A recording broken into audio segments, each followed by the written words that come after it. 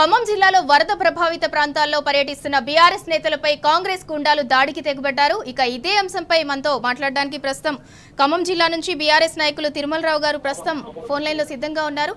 Sir నమస్తే అండి. నమస్తే. సార్, కాంగ్రెస్ గవర్నమెంట్ అంతే బాధితులను ఆదుకోవాల్సింది పోయి సహాయం చేయడానికి వచ్చిన బీఆర్ఎస్ నేతలు కార్యకర్తలపై ఇలాంటి దాడులు చేయడాన్ని ఎలా అర్థం చేసుకోవాలి?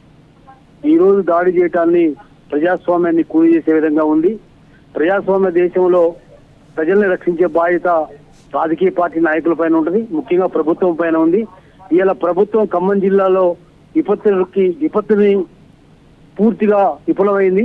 దానికి బీఆర్ఎస్ నాయకులు తన్నీర్ హరీష్ రావు గారు, గౌరవనీయులు పువ్వాడ అజయ్ కుమార్ గారు, విద్యార్థి రవిచంద్ర గారు, సవితా ఇంద్రారెడ్డి గారు, జగదీష్ రెడ్డి గారు, తర్వాత ఈ ఖమ్మం జిల్లా నాయకులు అందరూ పోయి ఏదైతే వరద బాధితుల్లో ఇరుక్కున్న ప్రజల్ని పరామర్శించకపోతే ప్రజాస్వామ్యాన్ని గెలవలేకుండా ఇవాళ కాంగ్రెస్ గుండాలు దాడి చేయడాన్ని ఖమ్మం జిల్లా బీఆర్ఎస్ పార్టీ కానీ ఖమ్మం జిల్లా లీగల్ సెల్ తీవ్రంగా ఖండిస్తుంది. ఇది చాలా అప్రజాస్వామ్యమైన చర్య. ఇది ప్రజల యొక్క హక్కులను కాపాడలో విఫలమైన ప్రభుత్వం.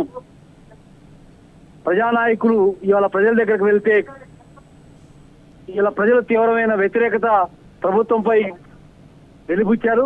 ఈ వ్యతిరేకత వెలుబుచ్చిన కాంగ్రెస్ నాయకులు కాంగ్రెస్ గుండాలు దాడి చేయడాన్ని మేము తీవ్రంగా ఖండిస్తున్నాం.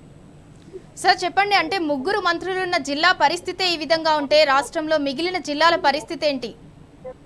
మొత్తం ఈ 28వ తారీఖు నాడు తుఫాను వస్తుందని చెప్పేసి హెచ్చరిక వాతావరణం కేంద్రం తెలియజేసింది. 29వ తారీఖు తెలియజేసింది.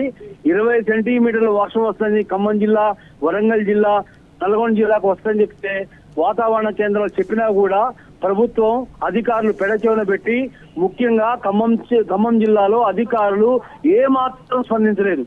కనీసము ప్రకాష్ నగర్ బ్రిడ్జి పైన 9 మంది ఉదయం 7 గంటల నుంచి రాత్రి 11 గంటల వరకు నిల్చుంటే వారిని సహాయం చేయకపోతే వారి సొంత డబ్బులతో, వారి సొంత డ్రోన్ కెమెరాతో వాళ్ళ ఆహారం తెప్పించుకొని వాళ్ళ సొంత మనుషులతో వాళ్ళు బయటకు వచ్చారు తప్ప ప్రభుత్వం సహాయం చేయలేదు.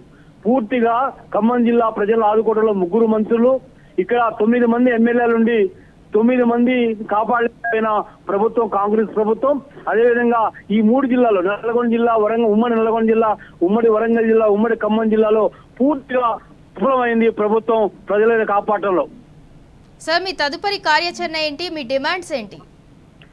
ప్రభుత్వ ఈ రోజు నష్టపోయిన ప్రతి వాళ్ళకి ఇల్లు కట్టియాలని, అదేవిధంగా ఆర్థిక సహాయం చేయాలని చెప్పేసి, అదేవిధంగా వారికి తక్షణమే వైద్య, అదేవిధంగా వాళ్ళ గృహ అవసరాల నిమిత్తం తక్షణ అమౌంట్ సహాయం చేయాలని చెప్పేసి పార్టీగా మేము డిమాండ్ చేస్తున్నాం.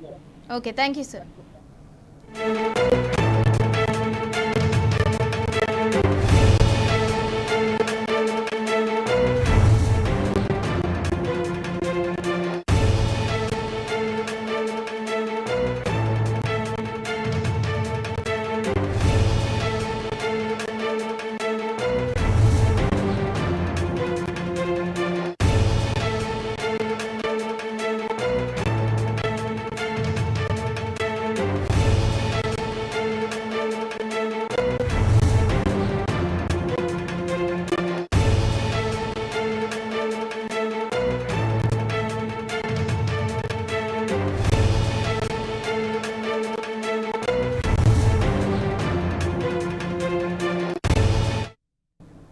ఖమ్మం జిల్లాలో వరద ప్రభావిత ప్రాంతాల్లో పర్యటిస్తున్న బీఆర్ఎస్ నేతలపై కాంగ్రెస్ గుండాలు దాడికి తెగబడ్డారు. బాధితులకు సహాయం అందించేందుకు వెళ్తున్న మాజీ మంత్రులు హరీష్ రావు, పువ్వాడ అజయ్ కాన్వాయ్పై తుమ్మల అనుచరులు దాడికి పాల్పడ్డారు. మంచికంటి నగర్లో నిత్యావసర వస్తువులు పంపిణీ చేస్తున్న బీఆర్ఎస్ శ్రేణులపై కూడా దాడి చేశారు. ఈ దాడిలో సంతోష్ రెడ్డి అనే కార్యకర్తకు తీవ్ర గాయాలయ్యాయి. కాంగ్రెస్ నేత మిక్కిలి నరేంద్ర, ఆయన అనుచరులు దాడులు చేస్తున్నా పోలీసులు ఎలాంటి చర్యలు తీసుకోలేదు. కాంగ్రెస్ కార్యకర్తల గుండాయిజంపై మంచికంటి నగర్ వాసులు నిప్పులు చెరిగారు.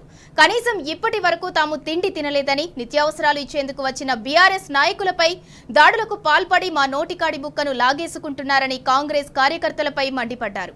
ఇలాంటి విపత్కర పరిస్థితుల్లో తమను ఆదుకున్న వారిని అడ్డుకునేందుకు వచ్చిన కాంగ్రెస్ నేతల పాపం పండుతుందని శాపనార్థాలు పెట్టారు స్థానికులు.